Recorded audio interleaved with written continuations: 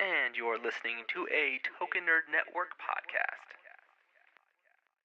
3, 2, 1.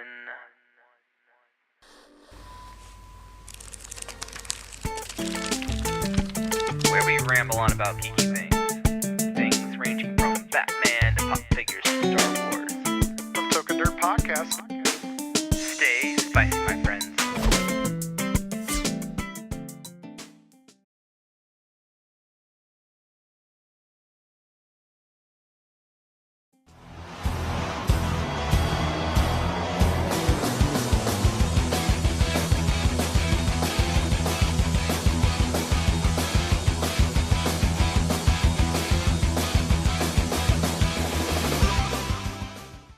Hey everybody, welcome to the Token Nerd Podcast, where we ramble on about geeky things ranging from Batman to pop figures to Star Wars. I'm your host, Anthony Pettiford, and returning with me, the long-forgotten son, one of the originals. When we had decided that, hey, let's do a podcast, and we just took my laptop, we put it on a weird mount in between two chairs, and we talked into the laptop. That should be a Patreon reward, where you get to listen to the first ever Star Wars review. Oh, I deleted it a long time ago. Travis Lykins. I'm back. Let me turn my volume down just a little bit. This is the first time it's ever been too loud. Normally it's too quiet. But no, so what have you been up to? Because it's been a minute since. I've been busy. Yeah. So doing a lot of traveling. Been going to a lot of different art shows and events across the country, and did some vacationing. Went to Japan last fall, so I got to check out another country and experience a bunch of nerddom in a different country and see kind of the different things that people are interested in. One thing to note about Japan, I think it's very interesting when we went to Tokyo Disney to see the different characters that they kind of focus on in the park versus like an American character. Like Winnie the Pooh is like huge there. Really? Yeah. Whereas like here, I didn't know that. Yeah. So is that just what others were big focuses? Toy Story seems huge. I mean, Toy Story's big here, but like they're really focused on the little green guys, like the claw people. Really? The little aliens, Yeah, the three-eyed aliens? Yeah, there's a lot of that there. Monsters Inc. Looked pretty popular. Like they were kind of focusing on that a lot, and then like Who Framed Roger Rabbit, which isn't like that's not like a Disney. Is that like a Disney? Yeah, it is Disney. Okay, no, so like, was it oh shoot, what's her name? Jessica Rabbit. Is that who you saw? I only saw like a main focus. There was like a section that was called like Toontown, and they had like a bunch of the houses, obviously from the like characters. You go through Mickey and Minnie's house. See, they used to have that at Orlando, and so when me and Abby went there over the summer, that I was really bummed out because they tore that down a long time ago. I guess they must have sent. So it's still in Japan. But I guess I learned a few things about that. Like actually, Japan Disney is actually the only Disney park that is not owned and operated by Disney. Really? So it is actually franchised to this company that runs it. So if I ever go back, I want to go to Disney Sea, which is like the Japan Disney park there. And I guess the whole thing is themed around like the sea. So when I first heard about it, and the reason we didn't go there was because we'd actually found out, we thought it was like, oh, it's like a water park with like animals or something. I don't want to go there. We should have did more research because it's actually pretty cool. So we'll have to check that out next time. But yeah, I mean, it's just cool to see the differences. It's way cheaper. It's not like $100 and some a day to go. It was like $50 a person to go and all that kind of stuff. So it's really cool. If you ever make it out to Tokyo, I definitely suggest checking out the Disneyland and the Disney Sea. And of course, if you're an anime fan, it's like there's a whole anime village. Big Hero 6, was that a focus at all? I saw the toys, but like they didn't have like a ride or anything that was like built around it. But maybe they may be working on that. The Pirates of the Caribbean ride was really cool there because it's like post Johnny Depp Pirates of the Caribbean. So like all of the characters are like in that style. Yeah. So that was pretty cool. But I don't know, it's just always cool to see things. And then everything's like in Japanese, so you can't distinguish anything. You can't understand what they're saying, like any of the rides things, but it's still really, really cool to check out and do. But other than that, just been working the EVD podcast, just working in general, moving Yeah. So And so the last time you were on, we talked about Luna. Luna was the big piece that you were that was your virgin piece. You Yep. just started out. It got funded. It got released. People got theirs. There have been how many shows have been? There was one official group show where artists from around the world created pieces inspired by the character using it as a platform. And since then, we've released 6 colorways now. And now we're currently working on a children's book based on the character, and kind of trying to put a story behind Luna, and that is currently on Kickstarter. People can back it and hopefully help us bring the dream of bringing to life a character that's currently just kind of stagnant, right? So we're trying to put some movement in through artwork. Oh, crap. I hit the mic, sorry. Put some movement in, kind of give a life to a character that's currently just, a 3D object, kind of, make an IP that goes behind it. So that's kind of where we're at. We also have 2 more toys coming out, hopefully in the next couple of months, that are going to be going to Kickstarter as well. 2 new toys, one designed by the artist Mike Fudge and one designed by the artist MJ Soup. So Okay. we're very busy. Yeah. I know we didn't talk about this beforehand. So what kind of tiers do you have? Obviously for the Kickstarter, like there's, you can get the book. That's a $15 tier. So it's relatively a low entry point to support a Kickstarter and actually get the thing that you're making during the Kickstarter. Oftentimes you back at like $10, $15. You get a sticker or a button. You get a sticker or a button. So I think it's really cool that we are able to provide the book at a really low tier. But then you can also get prints and enamel pins, original artwork by a bunch of different artists, but specifically the bots who designed Luna, and 64 Colors, who are doing all the illustrations for the book. So you can get those. You can actually get a colorway of Luna that's glow in the dark, and it's blank. So if you're an artist out there or somebody that's looking to make a toy yourself, like a custom toy, you can do that DIY, and it glows in the dark. So you can kind of like play with if you use washes or different kinds of paints, like thin layers of paint, it'll still glow and things like that. So people can get creative and fun and have a lot of fun with it, and hopefully share Luna with their kids or their relatives, nephews, nieces, those kind of things, and kind of inspire a new generation to create, because that's the goal. It's always to keep people thinking outside the box and having fun. So take what you love and expand it to others. Yeah, exactly. Well, that sounds, and it's all that you can find on your Instagram page. Yeah, if you go to Urban Vinyl Daily on Instagram, or if you head over to Kickstarter, you can just search Luna and the Magical Nightlights. That's the name of the children's book. So awesome. So since we're talking about memory lane, I guess another little bit of our history. This has nothing to do with what we planned on the show. No, but it all ties back. So one of the other things that we had done. So originally it was a Star Wars talk, not a podcast about Star Wars, but it was The Force Awakens was our first podcast that never got aired. But then we were like, oh, you know what we're going to talk about? We're going to talk about Power Rangers, because we both love Power Rangers. We both grew up with it. And then they were making the Mighty Morphin Power Rangers movie. By Lionsgate. Yep, by Lionsgate, and it was a great idea.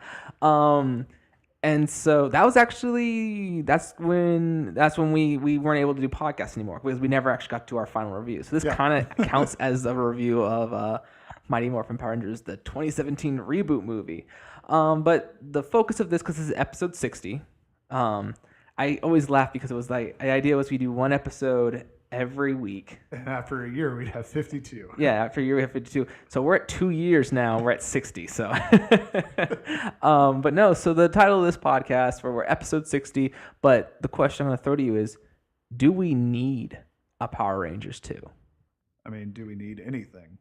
Probably not. If it's not water or food. Okay, but let's as the fandom, as the people who have watched the movie. So just so we can go back through real quick, we'll refresh everyone's memory. This was a movie that came out. Yeah.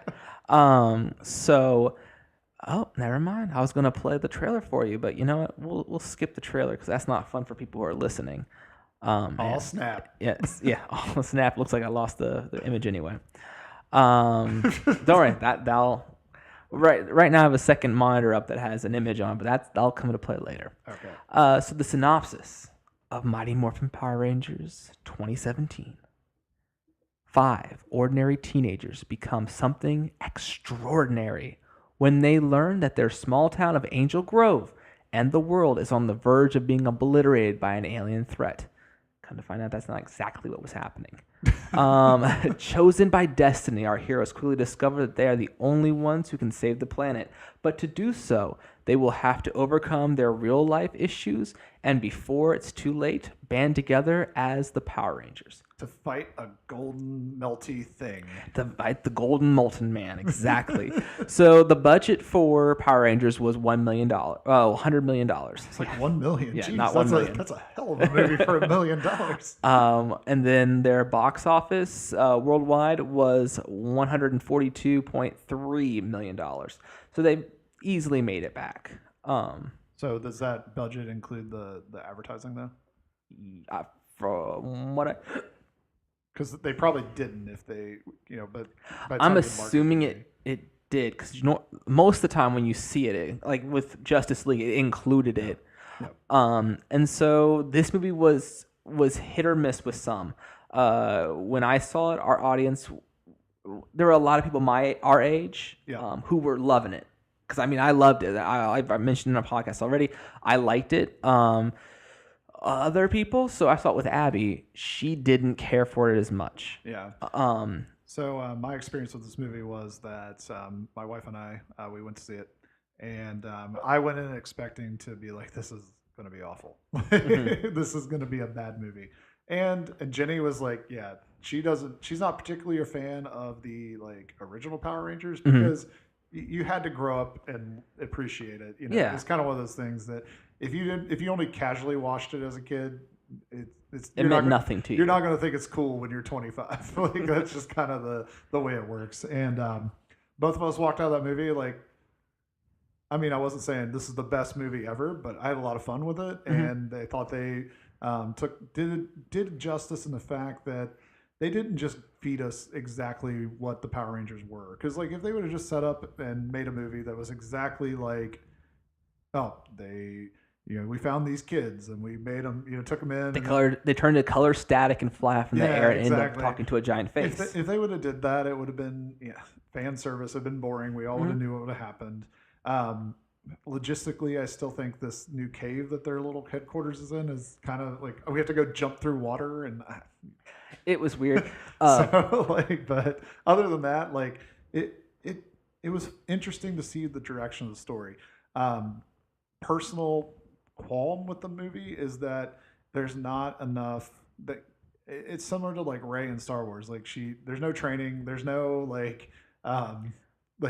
there's not enough time for them being Power Rangers to really even like if they do roll into a sequel and they're like, oh, now let's change to new Zords and all this stuff. Like they barely used the other ones. Yeah, no, we had to stay where we were. It would have been cool if it was they don't use the Zords every day at 4:00 like ours did, but instead like their Zord was pretty damaged after the first fight with Goldar, so they had to replace it afterwards. But that wasn't the case. Yeah, I think it would have been cool if they would have had like 2 Zord fights though. Because to me, the thing that they did miss the mark on was not necessarily the Zord fight, but they missed the opportunity that Power Rangers is based on a show called Super Sentai, and it's based on a whole entire like culture in Japan that there's like these rubber suit monsters that kind of fight these heroes, and there's all kinds of different examples of this. Super Sentai is just one of them, and the one that Power Rangers happens to be based on.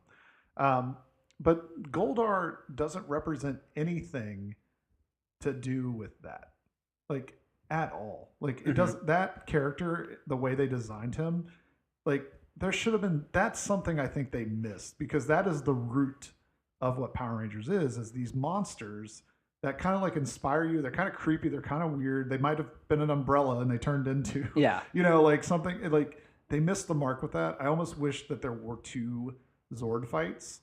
One being the like, we have this Goldar thing, but then like they surprise us with some other monster or like 2 King Sphinx. Yeah. King Sphinx or something, like it would have just been really cool had they figured out a way to do something more to where they didn't like, I just feel like they missed that piece of it, that monster piece, because Goldar doesn't even look like a monster. He just looks like a gold blob. Yeah, and that's what we got from it. Is she ate gold to create him? Who's the kid that they inspired to buy that action figure? There's nothing redeemable about it. It's not like there's no kid that's going to put that on their shelf in 20 years and be like, that's the thing that made me enjoy toys. That's the thing that made me enjoy like the Power Rangers, because Power Rangers, essentially it kind of falls into the same vein as a lot of those 80s and 90s properties that really it was just a 30-minute commercial, for you to buy toys. Mm-hmm. And like based on when I go to Toys R Us, I don't see the flying off the shelf of this product. Like it's all on clearance right now at Toys R Us. Like because they did not do a good enough job to me creating characters and shapes and toys that are going to inspire a generation of kids to want to buy those toys. Well, there were no toy commercials. Yeah, it's true. There was no. That's a Lionsgate thing. I mean, they're not Disney. They can't pump out, and Bandai is not, they're not Hasbro. They're not Mattel. They're a big toy company. Don't get me wrong, but they're not necessarily in the toy like kid market anymore. They do a lot of like adult collector toys, where it's kind of like we make a $40 action figure that people buy, and they're not in the like $10 action figure market. But they do have their 12 option. Like, so I was collecting for a long time the legacy figures until the belts were wrong and they started re-releasing with weapons, and I was like, forget this. I'll just wait for Turbo to come out. Yeah, and I think that line might be done, to tell you the truth, because I mean we'll see next month at Toy Fair. But I was looking and I was like, hey, they haven't really put out another wave of those. I never saw any Zeos. And that's what I was looking. I was excited for Zeo. Yeah, so Zeo was revealed at Toy Fair and SDC last year. So yeah, you would have thought that there would have been something out last year, but that line might be done. Yeah, well, I wanted the build sword figures. They also had a more modern Power Ranger that they revealed too. That I didn't know which season it was from. It wasn't Dino, but it was something like newer like that. Okay. But neither one of those that came out. The guys one of the guys is like gold looking and silver. I don't know. So, but okay. Either way, that's a good question. What's happened to that line? I was actually in the aisle with the on sale movie Power Ranger stuff, and I saw some legacy figures, and I was sitting there and I was like, well, maybe they ended the line because all that's left are the same ones they've had for months. Like it's what's the ones with the teal Ranger that has like the skirt? It's like Ninja Storm. Ninja Storm. So they had Ninja Storm, and then they had a couple of. But they never finished hers. And they never put the other Rangers. Well, they're doing something weird with that where they split up the waves, like. And I understood that. Like that was how you got people. Like for Mighty Morphin, they only released 3 at a time. Yeah, and they also had to put like every release has to have a Red Ranger. Mm-hmm.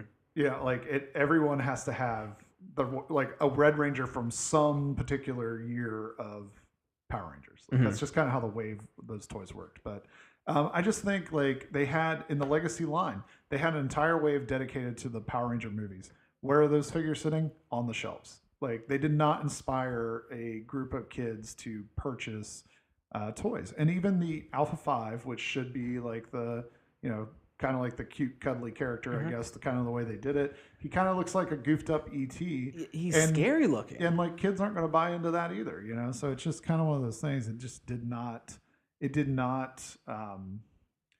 feel like a 9-year-old should just love this. That's what I feel like. Mm-hmm. And I haven't talked to a 9-year-old that liked it. I don't talk to a lot of 9-year-olds, but okay, that's probably for the best. But I just feel like those are the kids, and those are the kids that should be buying these action figures and these toys, and there's all the different waves of Bandai, the different collector markets, kids, adults, all that kind of stuff.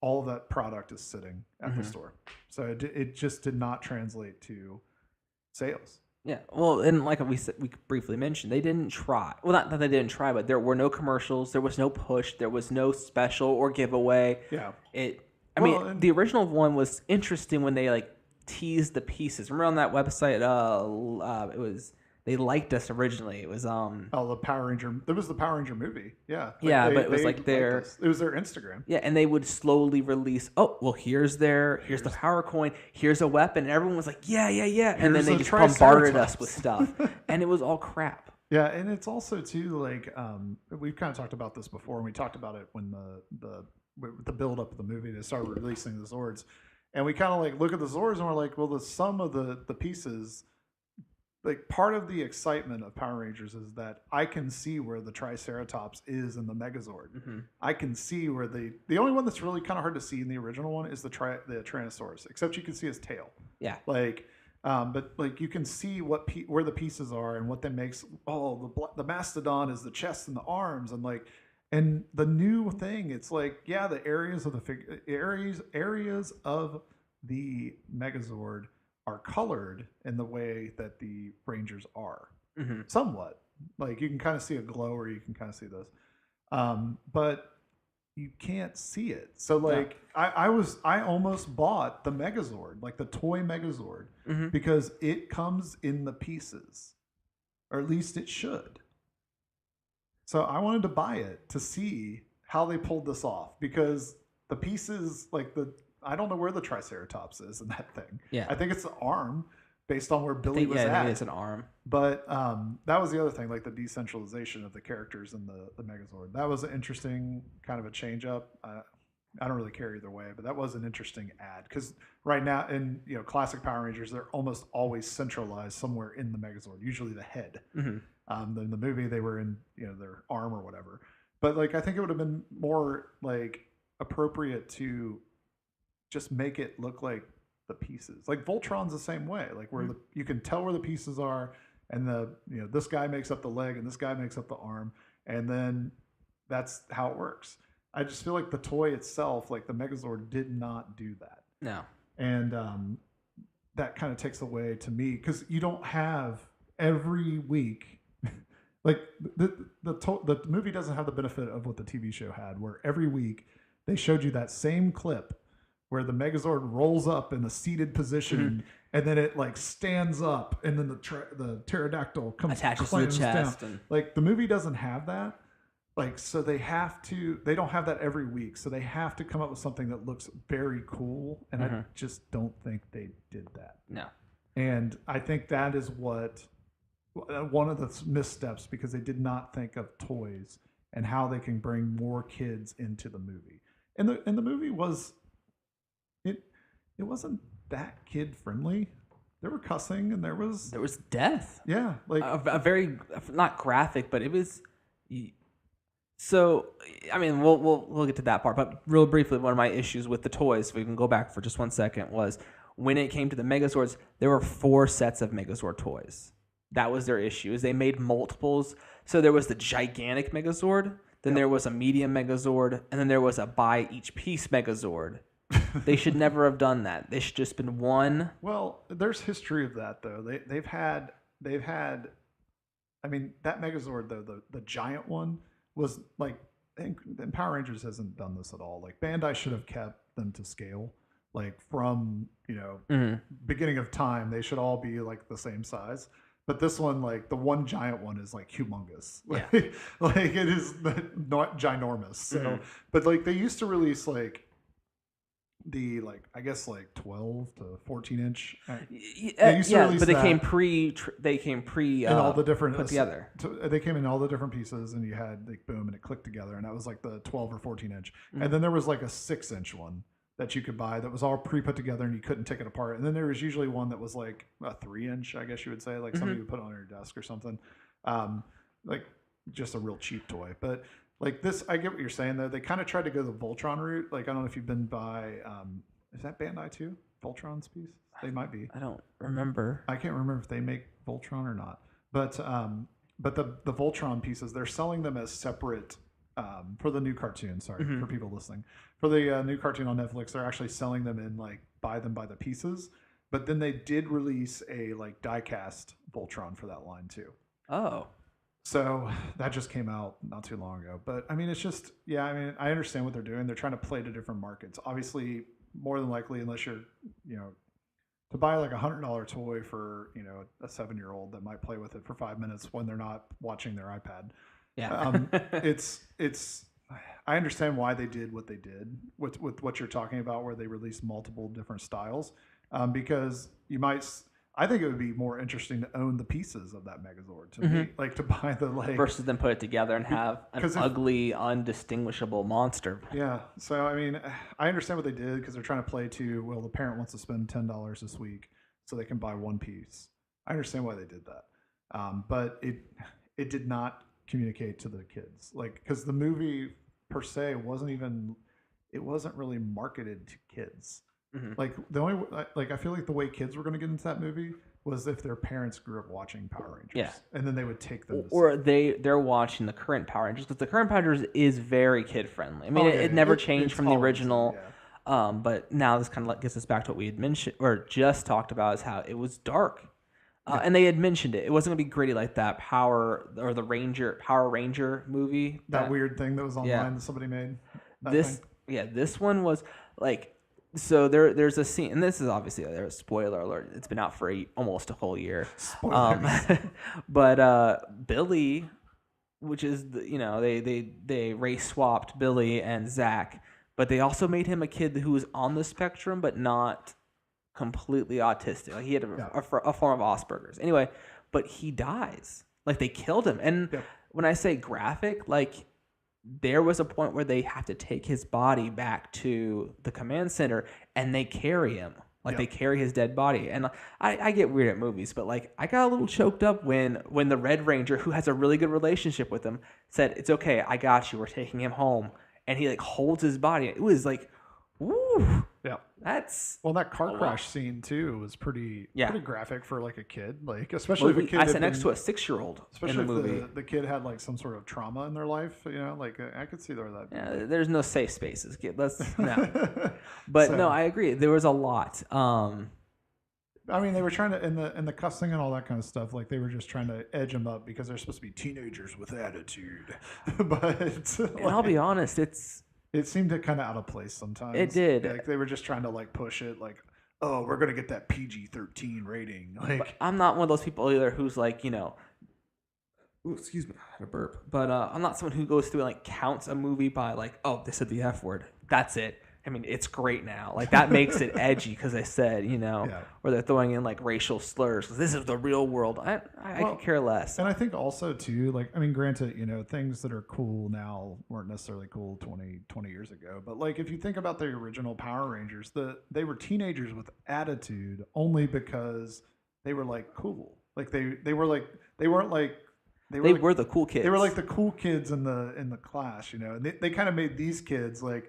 It's like somebody almost at Lionsgate or whoever wrote this movie was like, I've never seen Power Rangers, but I've seen The Breakfast Club. Here's The Breakfast Club. But no, they saw like the synopsis of Power Rangers and they were like, oh, they're teenagers with attitude. Well, obviously they're the misfits. They got to be in detention. Like, and that's, I mean, Bulk and Skull were in detention back in the day. Like, not them. Like, there was like probably an episode, I think, wasn't there, where didn't they end up in detention by accident or something? Yeah, but they got misblamed for something. Yeah. Like they didn't do it. Like, but this movie makes them out to be like they were kind of like they're the problem children, and they're gonna get saved by being the Power Rangers.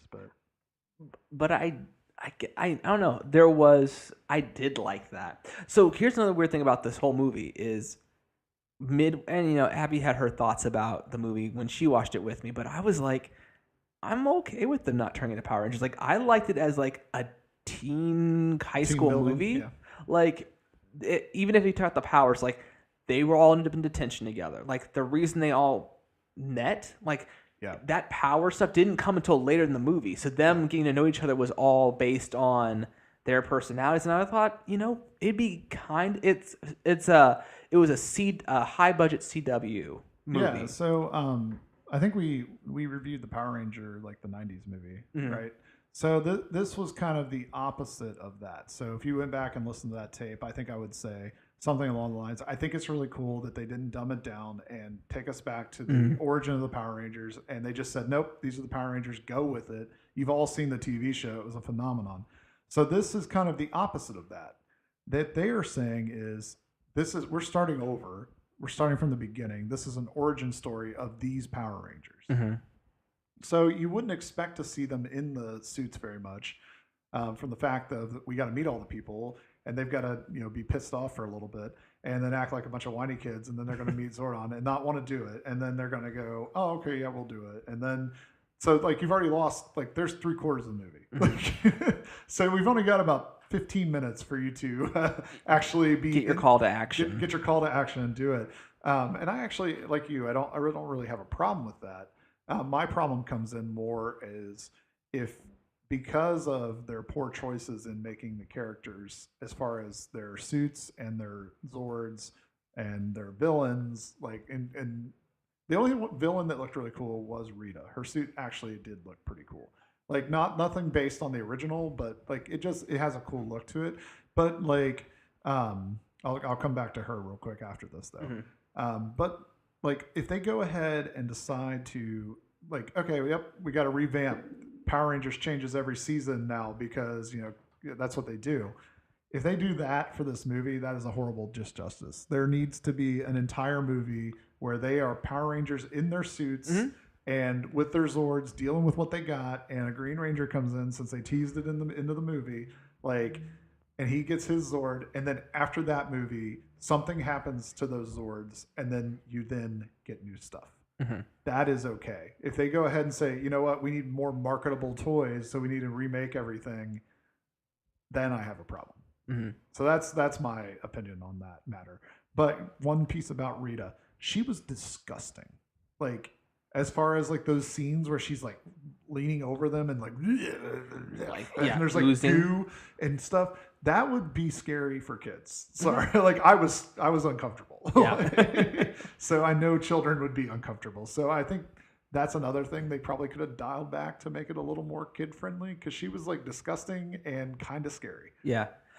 Well, here, speaking of Elizabeth Banks, who was Rita Repulsa, one thing I didn't know about Power Rangers is that, at least for the American version, when she loved it because when she was a young actress, she would watch that because that was like a young person couldn't do the soap opera, but you could get a cameo part in the American, like the abridged part of a Power Ranger. So when when Austin St. John and Jason David Frank would interact, here comes, said person to come in, or someone would do voice work, like Bryan Cranston, who was Zordon, did a lot of voice work in the original Power Ranger show. Yep. He was like the villains and whatnot. So. And so she had a feel for it. So that's why what she brought to the screen was good because she cared about the character and she wanted to expand on it. She wasn't just trying to make something new. Yep. She was giving a new take on.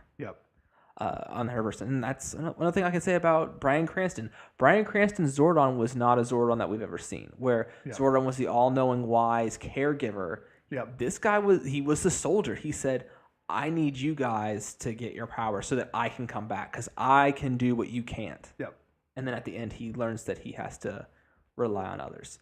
But no, so I don't want to waste too much time because that was a really good feel. So with all that said, we talked about toys, we talked about the movie itself, we talked about the atmosphere of the movie, the theme.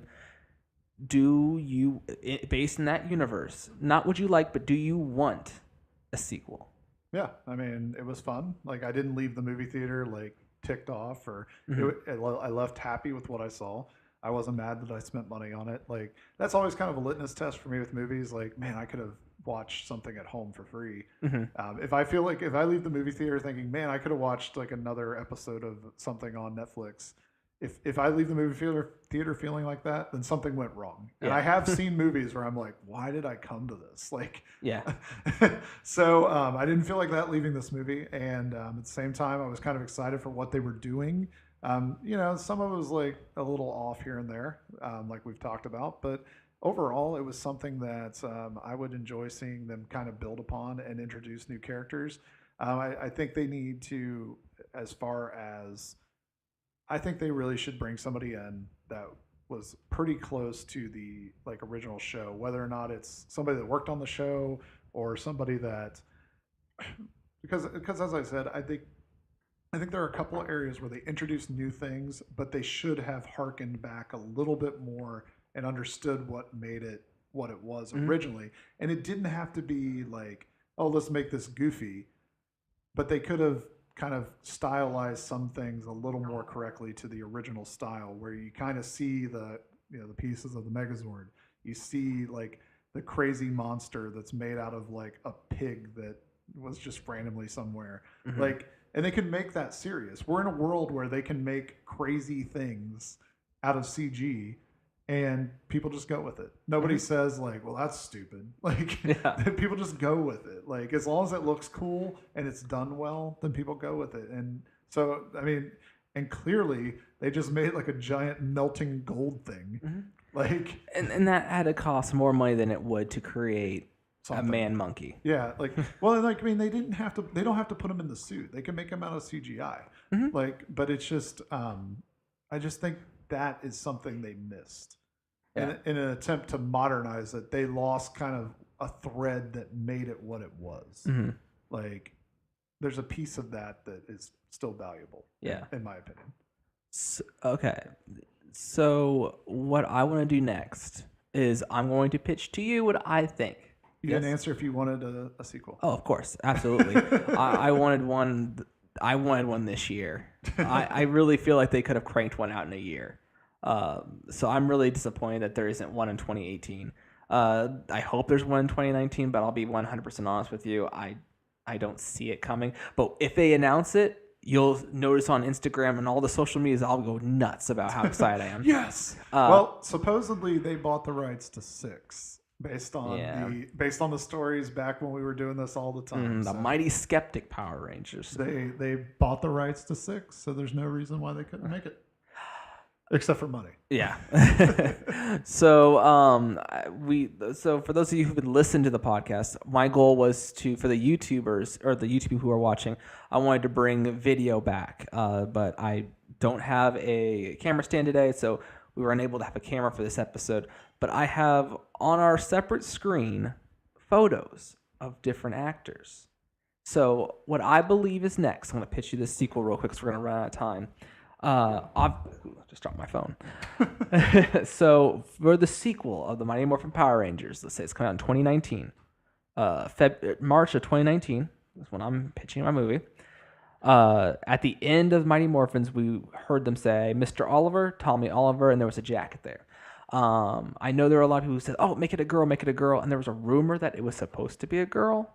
That Tommy was going to be a girl in this new one. What's her name if her name is Tommy and she's a girl? I have no idea. So, but all mine are guys. Okay, so bear with me on this one. So, the next movie is solely Green Ranger Saga. Like the 5-part miniseries? Yeah, basically. Like from Candle to from New Kid to to Candleman. It varies. So bear with me on this one. But so what I want to pitch is I'm going to let you decide out of my choices for who's going to play Tommy in the sequel. Obviously, we have Dave Patel, who's from Lion and Slumdog Millionaire. Okay. Wouldn't he be kind of old? I guess not. I guess he's not that old. Then we have Dylan O'Brien. So he's in Maze Runner, and he was in like Teen Wolf. Yep. We have Bobo Stewart. So I don't know who this guy is. he was in the Disney Descendants. You would never have seen it. I didn't see it, but he was in Twilight. But my big thing is I always took Tommy as having Native American background, only because it's how his hair was. I always assumed that he had like some sort of ethnicity. Yeah. And so for my Tommy, I kind of wanted my Tommy to be Native American at some point. And then finally, this is Harry Shum Jr. He's from Glee and Shadowhunters, but he has a background in martial arts, choreography, and all that stuff. Okay. And so our Tommy there needs to be a lot of action with Tommy where he can fight and do stuff without being in a suit. But anyway, so just imagine one of those. Which of those 4 that I just showed you do you like the most, or do you feel like could be our Tommy? I like the Bobo. Bobo? All right. And you said 2. I think the first guy had a good look. Dave Patel. Yep, he had a good look. Yeah. All right. So here we are. We're a couple months, almost a year after the events of the first Power Rangers movie. Yeah. So they've been Power Ranging saving the city for a while. Okay. So with Rita gone, there aren't giant armies of putty patrollers, but there are occasionally there will be putty patrols that will show up and will go forward and attack that main center of town. So there's no longer that Dunkin' Donuts. It's not like a memorial area, but the monsters will keep coming to that point. They'll keep showing up. And there's not like the umbrella monster or pig monster, but there will be bigger versions of the putty patrollers. And there'll always be like a group of 3 or 4, but they'll just show up randomly and they'll come in and the Power Rangers will come in and they'll fight it. And that's what they've been doing for the most part of the last several months. But while at school, there is Tommy Oliver, the kid who's constantly in detention. No one knows much about him, but the town in general has a huge instinctive mistrust of him because the whole town is kind of weird now after the attack. No one trusts anyone else. Everyone's assuming that you're bringing some kind of trouble to the town for those of you who stayed, because we have to acknowledge that this attack meant something. People left. Yeah. Well, and also that kind of plays into the whole fact that when Tommy got there, he was like the outsider, and nobody liked him. You know? And this Tommy is the loner. He takes that mistrust. And it's not going to be seen as a racial thing because all mine are minorities, but like he takes it as, whatever, I'm forced to be here. He has anger issues. So one of his things is that's why he's in detention. Yeah, so anger issues. He also has to have some weird reason from his family being broken because that's why he's there. Like similar to why Tommy is there. Yeah, I'm thinking it's just him and his mom. Okay, there we go. And so, but he has terrible anger issues, and so the Rangers are in detention because that's kind of their thing now. Like it's easier to be in detention and then go off and do what they need to do versus their regular social lives. So Billy, being who he is in the show, tries to bond with him because they see him all the time, and he doesn't blow him off, but he just Tommy wants his space and wants to get away from him. But he does kind of what the Black Ranger does, where he is alone and does his own thing. And he tries to meditate and stuff like that to keep calm because he has such bad anger issues. That's why he's in Angel Grove, because he got kicked out of his last school for, beating someone almost to death. Oh, God. And when I say almost to death, like he just beat up people. Like he thought he was helping, but he made it worse. And that's kind of been his reputation, is he tries to do the right thing but makes it worse. And so one day while he's by himself, he could be either like hanging out in the quarry like everyone else does. Just hanging out at the rock quarry. But he comes across the green power coin. Oh. And so when he touches it, it sparks and he doesn't see visions, but he hears a voice in his head. So we confirmed, though, that the green coin was in her thing. Her staff, yes. Her staff. So where did the staff get to the quarry? The staff was destroyed. That's how I'm looking at it. It got separated when the Zord punched her. Keep your plan all together here. Yeah. So he has the power coin. He doesn't understand it, but this is where I'm going to pull a little bit of Venom from Spider-Man. So symbiote. Yeah. So what happens is Tommy would he'll go to sleep at night, but then he'll wake up dripping sore, or he'll wake up not in the same place, and you'll find out that his when he falls asleep, him as the Green Ranger is going out, and those putty patrollers, like he's leading them. He's organizing them. Yeah, he's the one who's sending them in different directions. And so what he's trying to do now is he's trying to figure out where Zordon is. Yep. That's the new goal. So if I can't attack this place, I'm going to destroy the Rangers' main center. So what would be really cool is that because like he was always kind of like the disciple, right? He's the Green Ranger is the disciple of Rita. She holds that coin. What if like she's like her body is like spread out or whatever, like but she is like a spirit and she's like controlling him. Well, that's what I mean. Like that voice is her. Okay. I don't want to see her. I don't want it to be weird like she's there, but I need that voice in his head that's pushing him to do things. The Spider-Man, superior Spider-Man. Yes. Where she's like his body is being controlled by her. Mm-hmm. Yeah. Well, I would say less controlled, more manipulated. Like she's saying, he feels an undesirable urge to do he'll walk somewhere and he'll go, they think you're stupid. They think you're fool. Like they think you're weak. Show them you're not weak, and then he'll lash out because he's being pushed because he's so angry all the time. It's easy for her to manipulate. So one of the things is he gets his suit from her, and so Goldar is destroyed, and what's left of him is what makes his shield. Okay. So that's where that comes from. So that's pieces of Goldar. So that's how I pieced that in there. So his suit, so the gold parts of his suit are from Goldar mixed with what's left of her power coin. And so what they're doing is they need the Zeo crystal because there is a presence that the power coin is reacting to. Something is coming to Earth, and that thing is Lord Zed. So, so we know it. So something's coming. Even Zora and Alpha are like, whatever is happening here on Earth, this Green Ranger threat and all these putty threats, we need to take care of that now because something big is coming. Yep. And so while this is a big deal movie, this is the in-between. This is the Age of Ultron. Unfortunately. Are we going to drop an entire city on top of people? And so one of the other things that Rita is doing is, so there was a Dragon Sword.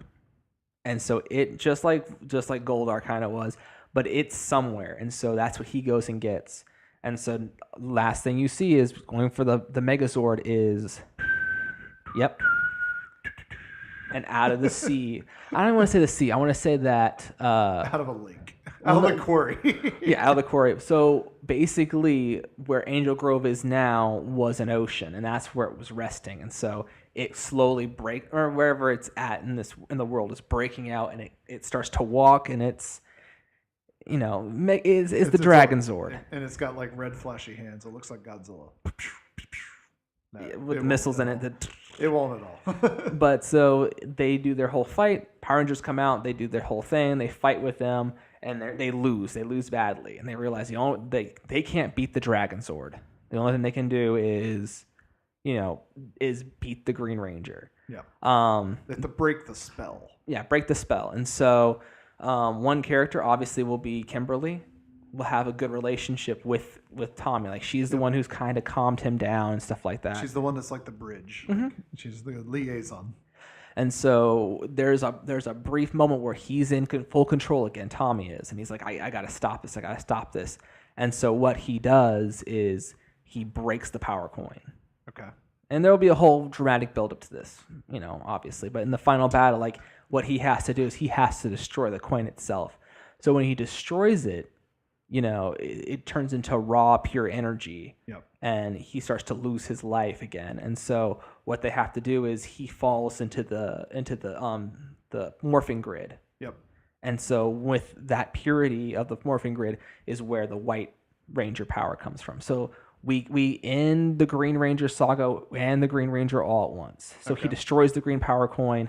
It's destroyed, but it merges with the purity of the morphing grid and creates the White Tiger Zord. Okay. That's honestly as far as I've gotten in my in my sequel of it. I think at the end they kind of do the where Alpha and Zordon go away. It's like there's that period of time where Alpha and Zordon kind of like disappear because they're like making the White Ranger. Like at the end of the movie, I think you leave with they can't find Zordon, and then there's just like this teaser of like, oh no, that's how we know Lord Zed is coming. Yeah, and so that's what they're building the White Ranger suit for is to fight Lord Zed. So I think they teased that. That's like the stinger. Mm-hmm. Like Zordon and Alpha have gone into hiding or whatever, and then like boom. There's the the credits or whatever, and then the stinger is them like you see like them forming the white suit. Mm-hmm. And that's where what is it called? Soda? What's Saba? It? Saba. Thank you. Saba has to be there to be because now Tommy is not mentally unstable, but like that will be his calming voice. Like he has to have a mentor with him at all times, and so he'll get the white, and then it ends with like Lord Zed is here. Like that's the stinger. Yeah, the stinger is Fester going, they court death, and then Lord Zed just turns. There's no smile. He just looks back. I think it's a copy Thanos, or it's here's Serpentera. Like it's like a deep cut. So, but the thing is, I'm sorry, Serpentera was never beaten. Like no, it's still there. Yeah, it's still on the moon. Well, they put it out in like a later show. Really? Right? Yeah, it's been used again. Oh, it was the Awesome Red or whatever the Red Ranger team up. They said, oh yeah, the Machine Empire is trying to resurrect Serpentera. They never actually do, but that's the idea is that Serpentera is still up there. Yep. and they just ran out of power. It's like the coolest toy ever. Mm-hmm. Like, by the way. So I thought it had a transformed point. Did it? It could stand, so it can fly, but then it can also flip up and it stands up. It doesn't have like it doesn't turn into anything else, but you can make it stand up or fly. Like, you obviously have to carry it to make it fly. Yeah. Well, in the third movie with Lord Zed is, he brings Serpentera. That's what we see. We see Serpentera come on the moon, and our final fight will be on the moon because we have to destroy a lot of things. Yep. And so what the Rangers have to do is, like, the only way is to destroy Serpentera is to destroy the Zords and everything in one final blow. And so their whole point is they, like, almost like with Ivan Ooze, they grab onto him, they latch on, and then it's like they all have their, like, peace moment. Yep. And then it blows up, but somehow you kick him in the balls. Yes, they kick him in the balls, and his robot. Here's my secret weapon. And no, what did she say? Desperate times for desperate measures, or something like that. She hits the red button. So that if you could recreate the series of, it's like a 2 or 3 episode part of one of the original Power Ranger movies or Power Ranger TV shows, and it's when Serpentera is battling the Zords, and they're on some like weird other dimension, and there's like a pyramid with like the top of it's like separated with the eye in it, and it like and it's like all red, like everything's red there. If you could recreate like the feel of that, because that scared the crap out of me when I was a kid, because he literally stands on Tortanus and like crushes him into the ground, like not Titanus, Torteris. Yeah, Torteris or whatever his name is. And he like stomps him into the ground and like tries to get away. And like I remember that being in like they've had the Lord Zed monster head, and they talked about it. And it was like it cried out for help. Yeah, like if you could redo that, that would be like the most amazing movie ever. I think with your movie though, bold choice, not bringing up the candle. Why was the Green Ranger tied to a candle? Like that was just the American version. Like, what can we do to keep them? Because there wasn't enough footage. Yeah, but no other Zord, no other Ranger is tied to a candle. Why was hers like? Was that like the spell? Like she only had power to spell? Yeah, it represented the power. And once it was gone, his power was gone. But why do none of the other ones have candles? But didn't he also have the tattoo, where the tattoo is traveling to his heart, or was that? That's something else. That was another Power Ranger series. Yeah, that's something. I swear he had a tattoo though that travel, because he actually got a real tattoo in life, and they had to make it make sense. I think that's later. That can't. That's not the Green Ranger. Because he had the sword, like the power sword. Yeah, he had a power sword, and then he had the candle and the coin, and then the little dagger, like the musical dagger that did nothing else. By the way, like what good would that thing have been in a fight? It wasn't even sharp. It was dull. It was really for knocking you out. So, but I think that was bold. And then I also think that another thing that would be really cool with your story though is if they somehow incorporate, like we're talking about mostly dealing with like the Green Ranger as the villain, but again we still don't have like the big bad. Like I think he needs somebody else that's with him, because I don't think the Megazord can't fight the Dragon Zord. So like if you're fighting the Dragon Zord and some other villain that maybe Zed has already sent somehow there. Like a recon or like somebody there that's like reconning the world. They would send Rito. Yeah, something Greedo. Yeah, it's Rito. Yeah. Rito, yeah. So Rita's sister brother goes in. Yeah. So he needs somebody else that's kind of like, I think the Dragon Zord with that other thing would be the piece that I would add. Okay, and that's what, because there has to be a reason the Power Rangers are still forming. They're still doing stuff. Well, and the other guy, like if it's like a known entity that is somebody from Zordon's past, that's what's giving him the indication that we need to do something else, because Zed must be coming. You see what I'm saying? Yeah. If it's like a known entity. We could make it somehow work that one of the alien rangers comes. Ooh. And it's like, they're like... I found mine, by the way. You did? Yes. I have my Mighty Morphin Alien Ranger action figures now. Oh, all of them?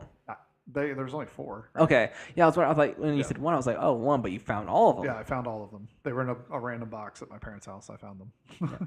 So the idea is that one of them shows up and he's just like, or no, they get a message and it's just like, I hope you get this. We're 2 galaxies away. Those people, they were so weird looking. Like when they were out of their costumes. You're like, turn back into a Power Ranger. They looked like a leftover from Star Trek: The Next Generation. Like, can we just borrow that set piece real quick? Just a little bit of adjustment. There's going to be the TV that made us, and it's like, yeah, we just took random costumes and molded them around. Well, I mean, that's what they did with the villains. So they would use the villain for whatever scene or whatever, and then later on they need to make another costume, and they just cut like an arm off of one and put it on the other. Well, King Sphinx appeared twice. Yeah. But they would just cut pieces off of eye guide. They're like, oh, we need an eyeball, and they just cut it off there, paint it on, and glue it onto the other costume, like that kind of thing. Well, they were talking I always bring up King Sphinx. This is my favorite one, but they said even now they try to put it back together, but they use so many pieces of him that the suit barely stays together anymore. Yeah, because they just kept harvesting pieces to make more characters because it was cheaper to reharvest than reuse. And then, just making it one time, using it for one show, and that was it. So, but yeah, it'd be cool though. I just think that piece, they need to, in the movie, somehow make it more about the villains. Yeah. Because a big part of the show is that random, goofy character that's only there for one episode. But you don't know how to beat him until the very end. He's always stronger than you are. Yep. So they need to incorporate that a little bit into the show, and adding Rito would be a good way to kind of incorporate it. But they gotta do that because that's the major piece. He comes because he senses Rita. He finds out that Rita's dead. Yep. But he can sense the bit of Rita in the green power coin with Tommy. That's why he takes Tommy in. That's why they send Zed, or that's why Zed sends Rito, because he senses that Rita died. Or he senses that she was was activated, and it took a full year for him to get there. Yep. And then that's why it's going to take 2 years. There you go. For Zed to get. We got it. There's your story. But we got to fight in a dark dimension. Oh. That's how he travels. Lord Zed doesn't travel through space. He travels through dimensions. Yeah. So, I'm so excited for a sequel now. So I think now you just go back and you retype this and you add in that stuff and boom. You sell it to Lionsgate. I'm going to tag them in it. They're going to have to listen to this podcast. They'll hear the end of it. We'll tag the time date. And I was like, hey, listen. We wrote your movie for you. You're welcome.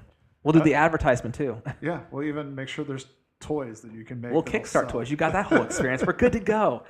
But no, thanks for coming back. It's fun again talking. Yep. Like we used to. Mighty Skeptic Power Rangers back again. Mighty Skeptic Power Rangers before where there's even a movie announced. We're skeptical. The movie we want. We're skeptical. We're skeptical there's going to be a sequel. But no, so real quick plug one more time. Where can people find you? Where's your Kickstarter at? We'll have all the links in our description, but... Yep. You can always head over to urbanvinyldaily.com. You can go there. That'll take you to our store now. We no longer have the blog.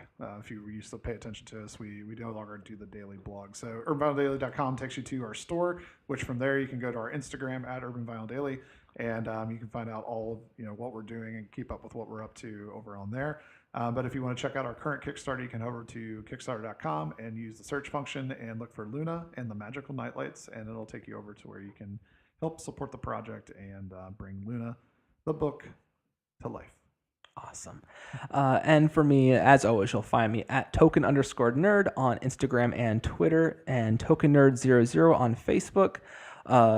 Also, we're here on Podbean, so for those of you listening, and then for those of you on YouTube, it's obviously Token Nerd, and you can listen to us. And we'll be coming with video very, very soon once I can get my tripod up and we can get everything together, and we'll start doing that. So it'll be a little bit more exciting for people to watch versus have to listen to me ramble on without my examples. It's always more fun to see the example. Yeah, because then you get the arms and the examples and the movement. Yeah, and all the pop figures.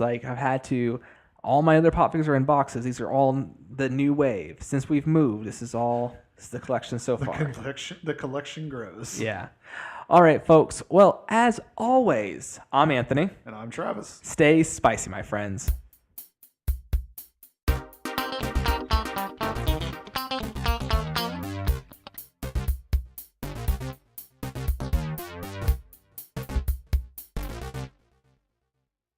Hey everyone, this is Travis Lykins from Token Nerd Podcast, and I'm here today to tell you something about sponsorship. That's right, Token Nerd now has a sponsor.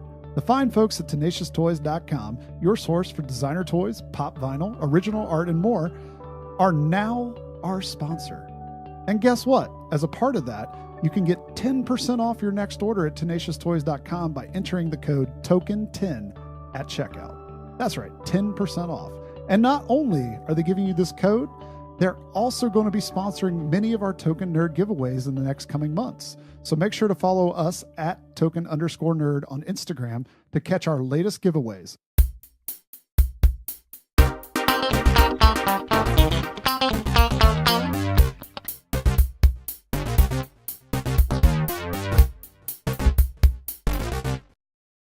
Hey everybody, welcome to the Token Nerd Podcast, where we ramble on about geeky things ranging from Batman to pop figures to Star Wars. I'm Anthony Pettiford. And I'm Travis Lykins. We're here, episode 22. Deuces.